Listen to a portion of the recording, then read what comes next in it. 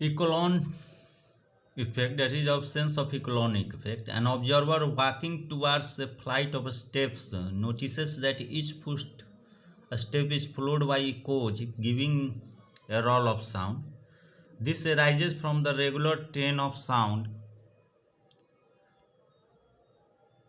reflected from the steps and is called echelon effect. This can be avoided by using a stair carpet. Echoes from distant walls and high ceiling must also be avoided by covering them with absorbent materials. The next point is freedom from resonance. Sometimes the windows panes and the wooden panels are thrown in resonant vibration with the sounds produced in the room. Such resonant vibrations should be suitably damped.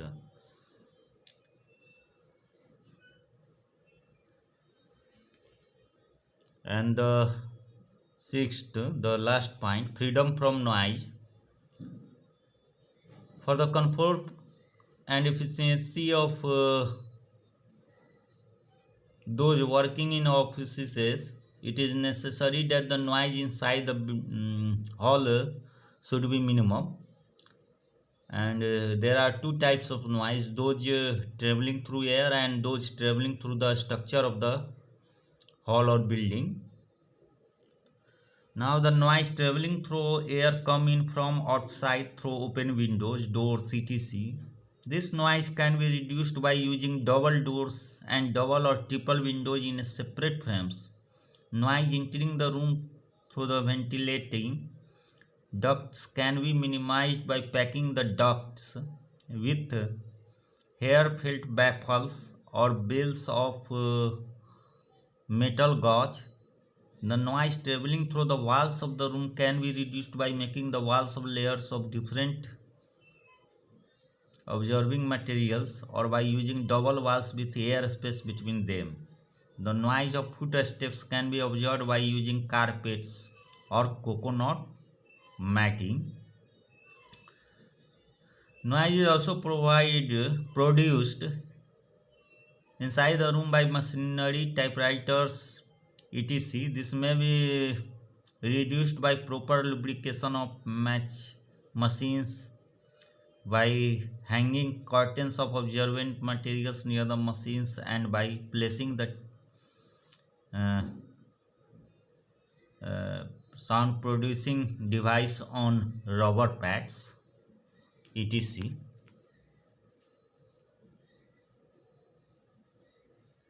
So these are the essential features of a acoustics of a building. Now next we will see to derivation of Sabin's formula.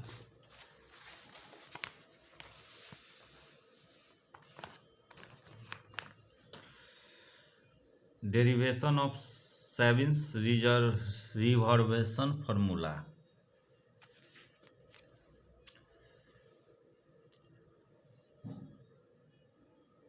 Sabin obtained from experiments a formula for the time of reverberation of a given room. In 1903, Franklin deduced Sabin's formula theoretically by making some assumption. The first one is the assumptions are as below. First, the distribution of energy is uniform throughout the room.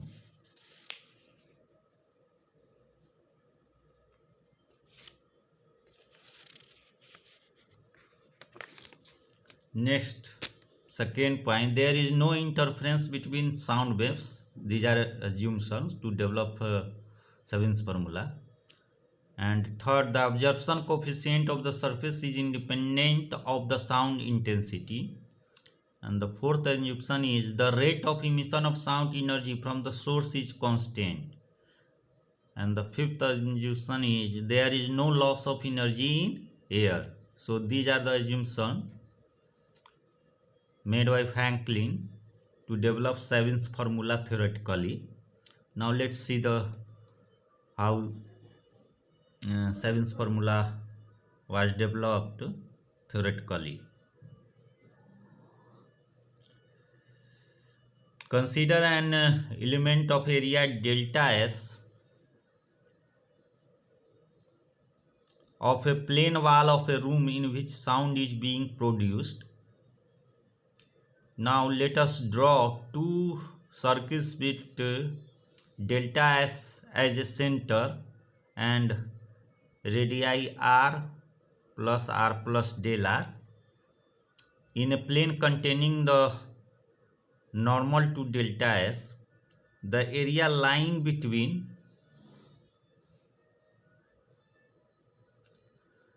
these circles and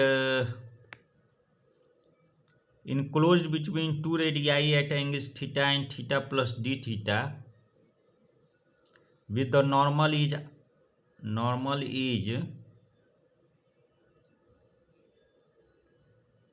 r into del theta into delta r.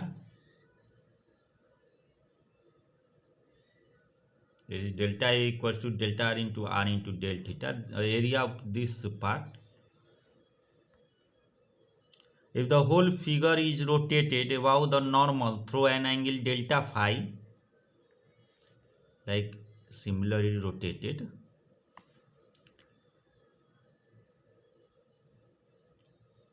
the area considered travels through a circumferential distance r sin theta into delta phi and traces an element of area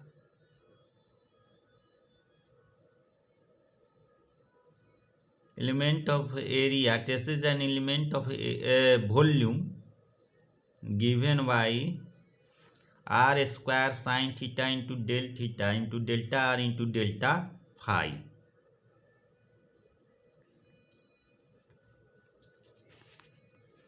Now energy of sound E be the energy density of sound, then the energy in this element at any moment is given by E into r square sin theta into delta r into del phi.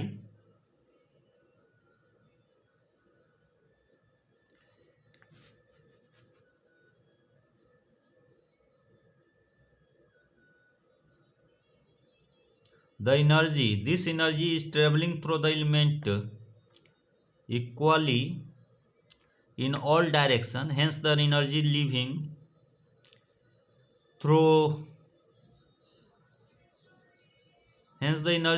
the element through unit solid angle is given by E into r square sin theta into del r into del phi by 4 pi. The solid angle subtended by delta S at the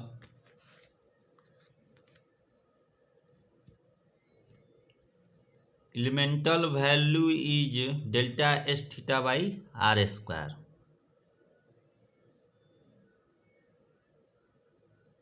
The solid angle subtended by delta S at the elemental volume is delta S cos theta by r square.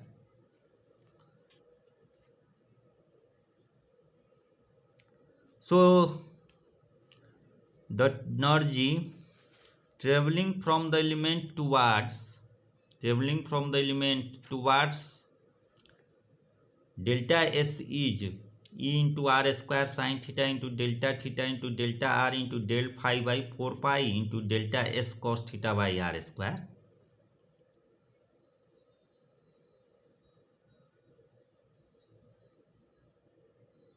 This is for unit solid angle, and we have solid angle subtended by delta S element at delta S this value, so we have multiplied this two. So it becomes E into delta S by 4 pi into sin theta into cos theta into del r into del phi. The energy received by delta S in 1 second is obtained by integrating this expression for the whole of the volume lying within a distance of V from delta S, where V is the velocity of sound.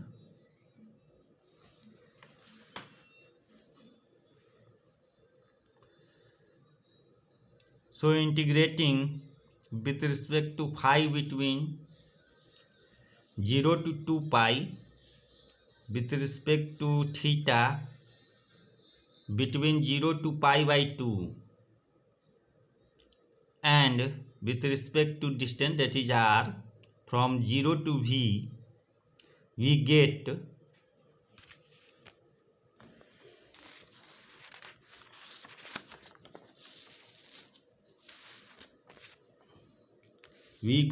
energy received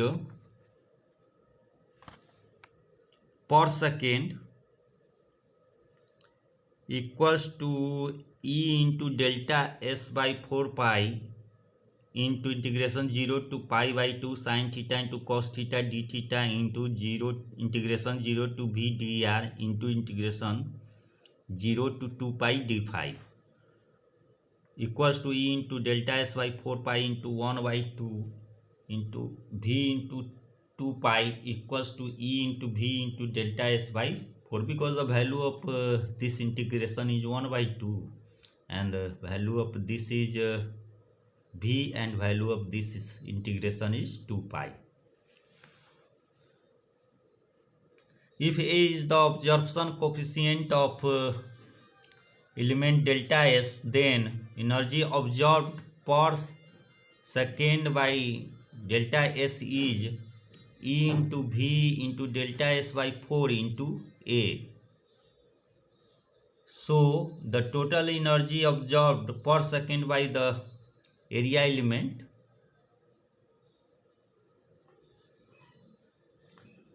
total energy absorbed per second by the whole room is given by 1 by 4 into E into V into sigma A into delta S equals to 1 by 4 into E into V into cap A, where sigma A into delta S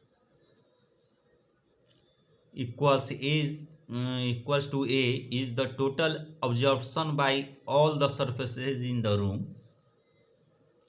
Now let us now consider the growth and decay of sound energy in the room.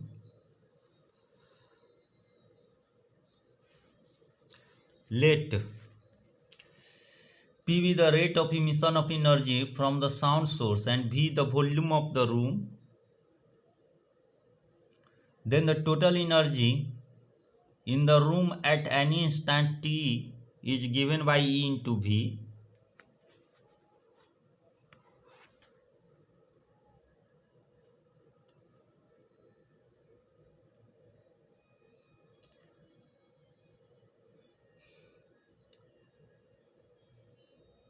The rate of its growth is d EV by dt equals to V into dE by dt. Now rate of energy supplied by source equals to rate of energy growth in a space plus rate of energy assumed by walls. Space means inside the volume part of the space part of the room. Hence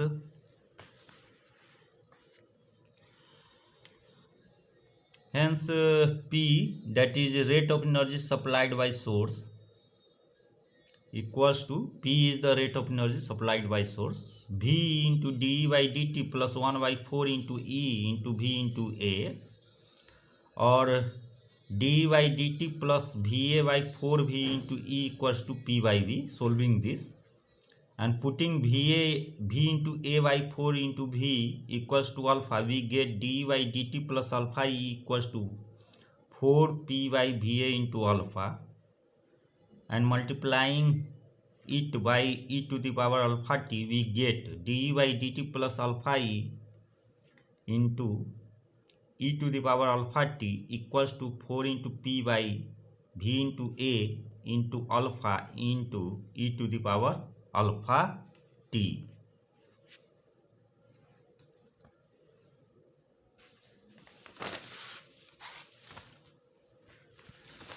और dy dt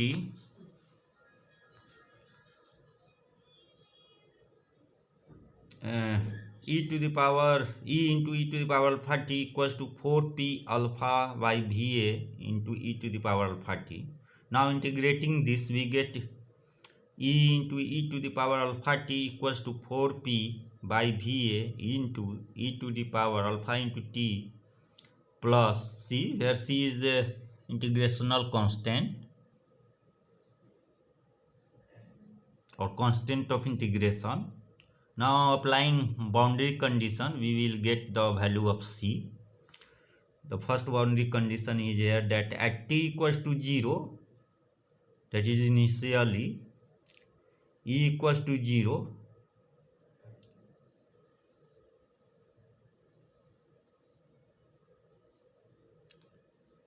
the energy density in a room is 0. Then from equation 1, the value of c will come out to be minus 4p by va.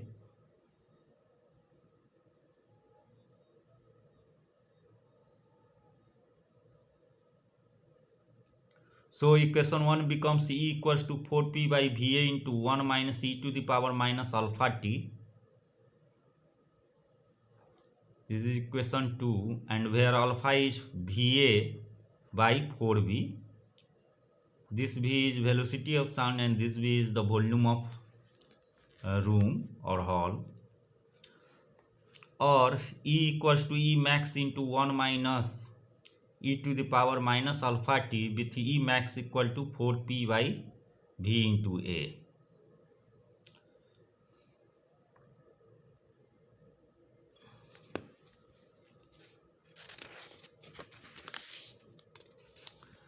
So this expression shows the growth of E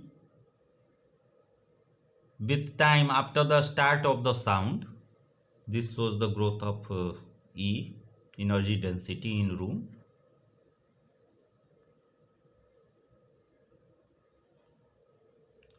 And at t equal to 0, now the next case is decay of sound. Second condition, if the source is cut off when E has reached its maximum value, then initial condition is at t equals to 0, p equals to 0 and E equals to E max. Then from equation 2 we get c equals to E max. Therefore, putting p equal to 0 and c equal to E max in equation 1, we get E into e to the power alpha t equals to E max. This implies E equals to E max into e to the power minus alpha t. This is equation 3. And this equation represents the expressions of decay of E with time after the source has been cut off. This shows, the figure 2 shows the decay.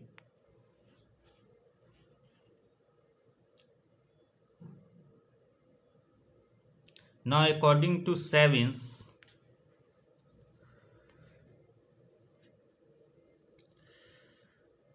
definition, the reverberation time t is the time during which the study, that is maximum energy density, falls to 10 to the power minus 6 of its value.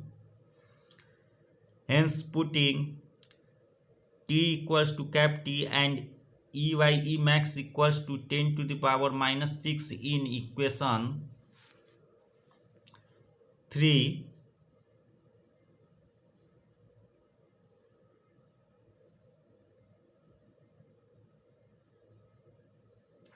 we have 10 to the power minus 6 equal to e to the power minus alpha t, or alpha t equals to taking log both side, alpha t equals to log 10 to the power 6 or 6 log 10 equals to 6 into 2.303, that is value of log 10 is 2.303. Hence t equals to 6 into 2.303 by alpha, where alpha is v into a by 4v.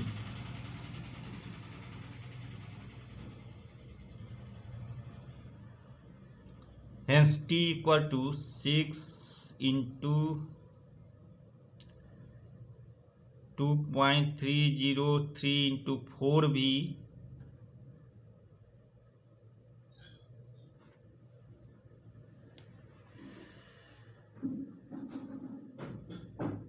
into VA.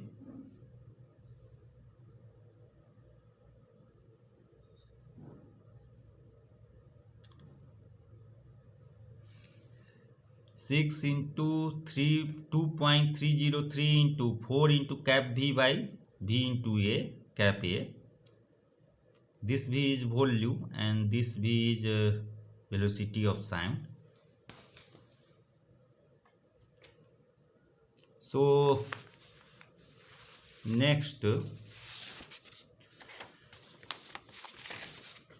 now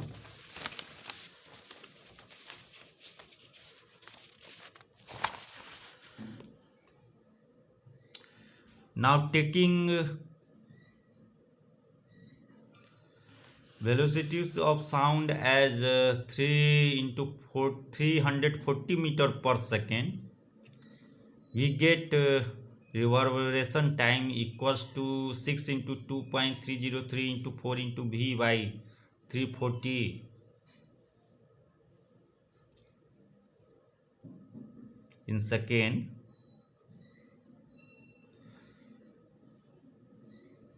Equals to 0.16 V by a second, where V is in the meter cube, that is volume is measured in meter cube, and A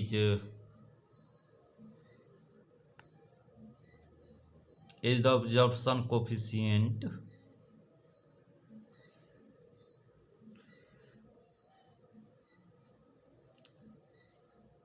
And if we take velocity of sound in feet, that is 1120 feet per second, then T will be 0.05 V by A, where V is measured in feet cube,